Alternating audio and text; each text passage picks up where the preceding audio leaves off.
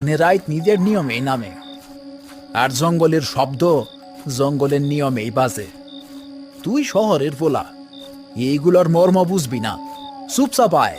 কিন্তু মোরল সাপ যেমনে কইল চৌধুরী বাড়ির ভিতর লাশ, ওই বাড়িতে তো দিনের বেলাতেও কেউ পা বাড়ায় না।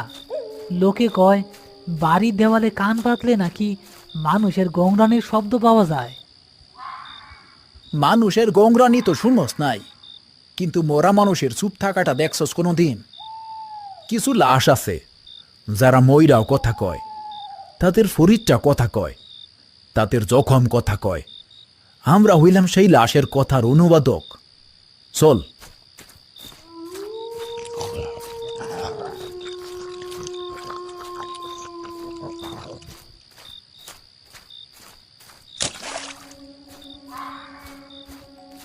ইনি হচ্ছেন গফুর ওস্তাদ। জীবনের প্রায় 20টা বছর ধরে তিনি মানুষের শেষ যাত্রার সঙ্গী। কবর খোঁড়া, লাশ ধোয়ানো, দাফন করা, মৃত্যুর এমন কোনো পর্যায় নেই যা তার হাত দিয়ে পার হয়নি। তিনি লাশের নীরবতাকে পড়তে পারেন। আর তার সাথে মাস 6 ধরে যোগ দিয়েছেন শফিক। পেটের দায়ে এই পেশায় এলেও সে এখনো কবরের মাটির গন্ধ আর মৃত্যুর শীতলতার সাথে নিজেকে মানিয়ে নিতে পারেনি।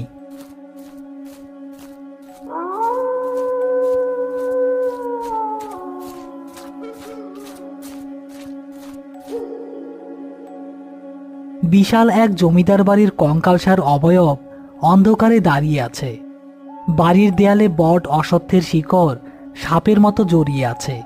সবকিছু পুরু আঠালো মাকড়সার জালে ঢাকা, যেন বাড়িটা নিজেই একটা বিশাল ফাঁদ।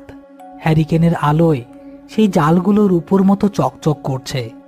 ইয়া আল্লাহ, এইটা তো বাড়ি না, মাকড়সার রাজ্য। আমি ভিতরে যাবো না উস্তাদ, আমার দম বন্ধ হয়ে আসতেছে। লাশ কি বাইরে আইসা তোরে সালাম দিব? ভয়রে জয় করতে না পারলে এই কাম সাইরা দে। এখন আমার পিছে পিছে আয়, আর কোনো কথা না। গফুর আর শফিক কোনো মতে বাড়ির ভেতরে প্রবেশ করল।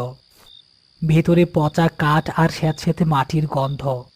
তাদের পায়ের নিচে শুকনো পাতা আর ভাঙা কাচের টুকরো মরমর করে উঠছে।